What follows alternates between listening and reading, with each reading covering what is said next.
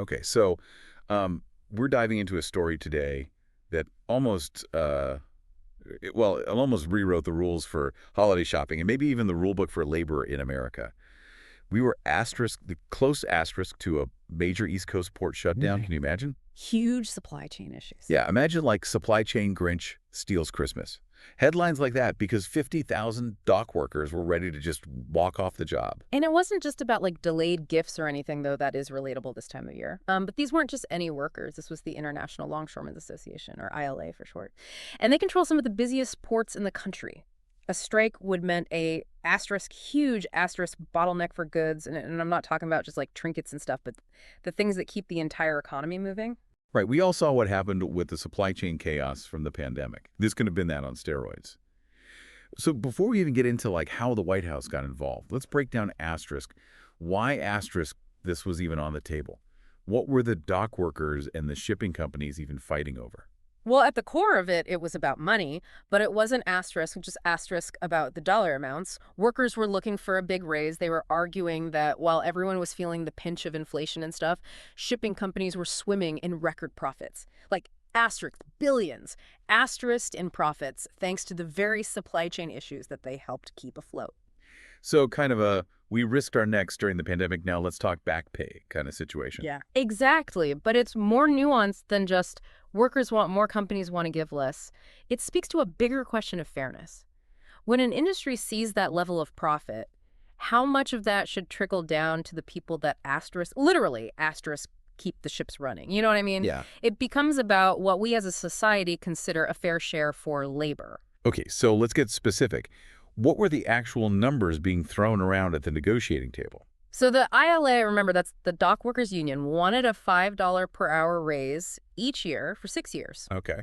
Now, management initially countered with a much lower offer, around $3 per hour annually. Wow, okay, that's a significant gap. No wonder this was headed for a standoff. Right. So how did they bridge that divide? Well, the final deal landed at a $4 an hour raise each year. Now, that might sound like a decent chunk of change, and it is for the workers, but But there's always a but. Right, what's the catch? you have to remember the scale of these shipping company profits. We're talking billions of dollars.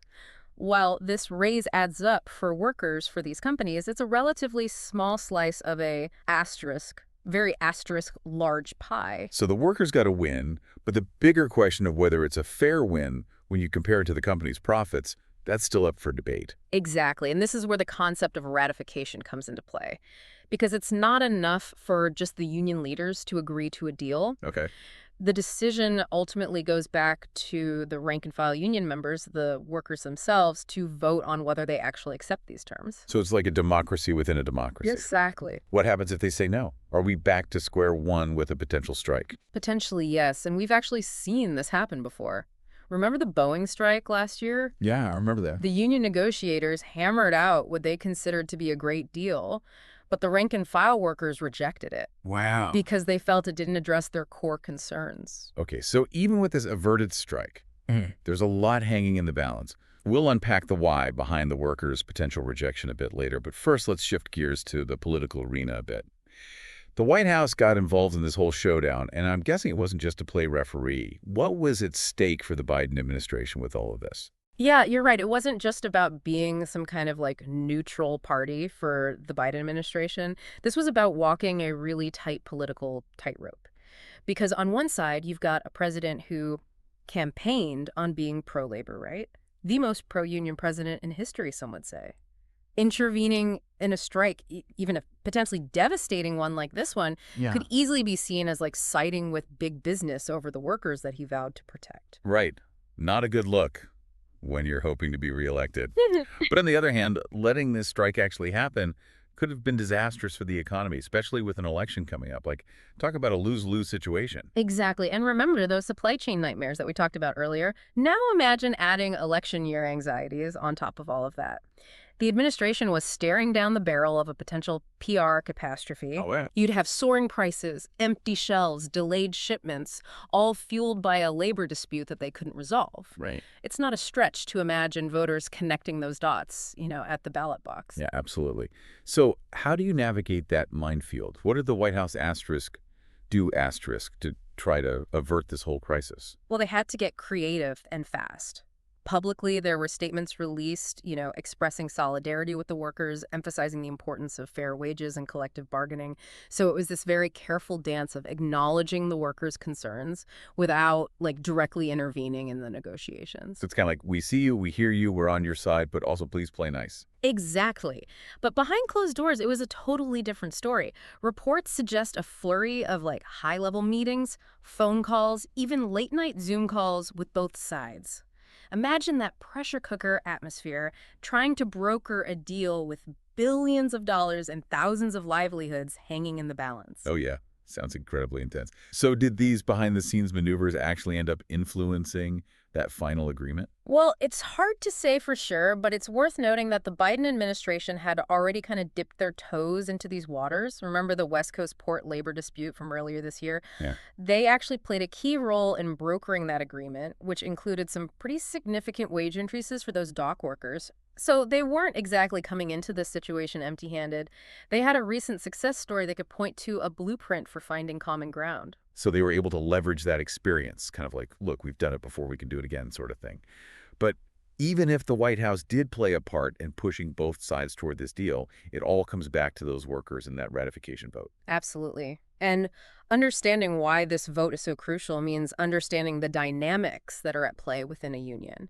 Let's unpack what happened with that Boeing strike, because that situation offers some really valuable insights into the mindset of workers when it comes to accepting a deal. Okay, so let's unpack this whole idea of ratification, and we can use that Boeing strike as our example.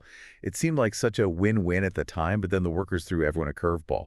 What happened there? Well, in that case, the union negotiators, the people at the bargaining table, they were ecstatic about the deal. They'd struck a deal with Boeing, and they were calling it a historic win, like the best contract they'd ever negotiated. So everyone should have been happy, right? What went wrong? That's just it. The rank and file workers, the ones actually on the factory floor, Right.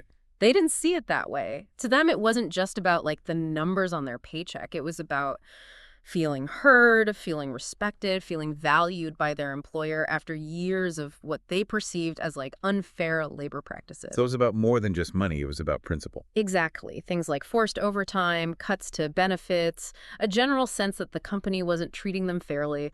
All of those grievances fueled this rejection of the deal, even if it meant walking away from, a pretty substantial raise. Wow, that's a powerful message. Feeling valued by your employer, having a voice in the workplace. Those things can be just as important as a bigger paycheck. Absolutely. And that brings us right back to the dock workers and this tentative agreement. Now, we don't know how they're going to vote, but the Boeing example reminds us that this isn't just some like financial transaction. It's about workers' rights, their relationships with their employers, their place in this rapidly changing economy. So while we're waiting on the results of that vote, let's zoom out a bit. What does this whole situation tell us about the bigger picture here? Well, I think it highlights a growing tension that we're seeing in our globalized world. We've seen like similar labor disputes popping up like everywhere. Yeah. From like dock workers in Germany to truck drivers in Canada. There's this sense that the system, the way that it's currently structured, it's not really benefiting everyone equally. Right, it's like that old saying, a rising tide lifts all boats. It feels like some boats are being lifted a lot higher than others. Some are even taking on water at this point. Exactly. And that's the conversation that we need to be having right now. How do we create an economy where everyone, benefits from increased trade and globalization, not just those at the very top? How do we ensure fair wages, safe working conditions, respect for the contributions of workers across every industry? Yeah, it's a complex issue, no easy answers, but it's definitely a conversation worth having. Absolutely, and it's a conversation that's not going away anytime soon. As technology keeps advancing, as global trade expands, we really need to make sure that workers' rights and economic justice remain front and center. It's about finding that balance, progress without leaving people behind. Exactly. So the next time you see like a news story about a labor dispute, maybe don't just glance over it.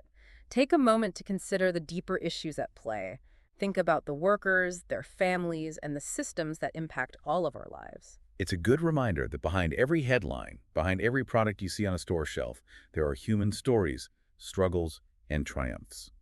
Thanks for taking this deep dive with us, and we'll be back next time with another fascinating story unpacked just for you.